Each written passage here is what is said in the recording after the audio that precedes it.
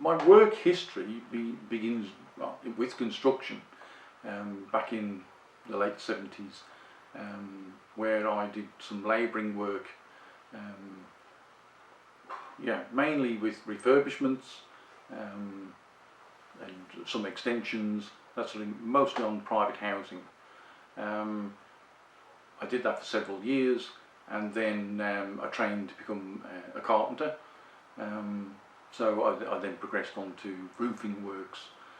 I think that I was probably exposed to asbestos in a number of different, or on a number of different sites. Certainly from stripping out old buildings.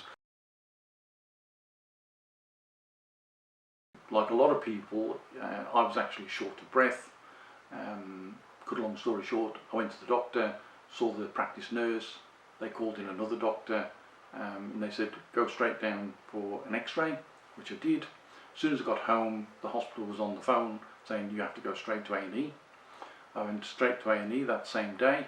They kept me in overnight.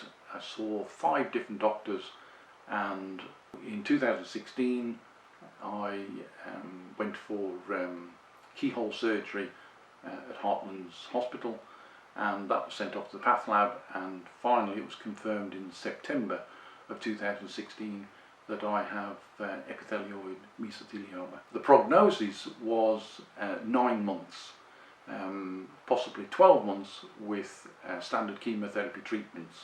My immediate family is my daughter, and she was with me when they gave me the diagnosis, and I think she was more in shock than I was, because I had researched and knew a little bit about mesothelioma, so I was expecting to be told that. My fiance, who happens to be a nurse, she was very good at supporting me without trying to worry me.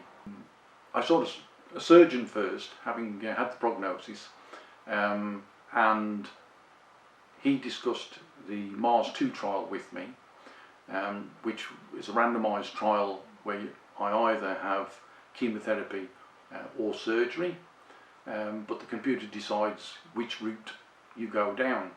And unusually, he did actually offer me surgery outside of the trial. I thought about that, or that I'd more or less made up my mind there and then, and I decided to go with surgery initially.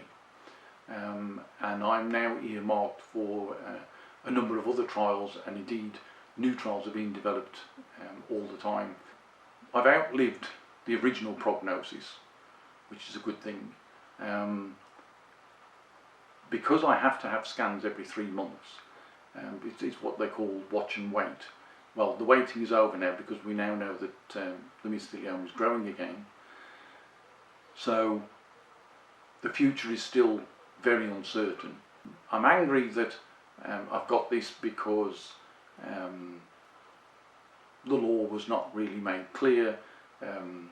PPE didn't, as far as I know, really exist for dealing with asbestos. It wasn't taken seriously in the early years, in the 70s and 80s. Asbestos exposure it's not an isolated problem, and it's not somebody else's problem. It's something that we all have to be aware of, and that we all have to deal with. The responsibility on the shoulders of employers is significant.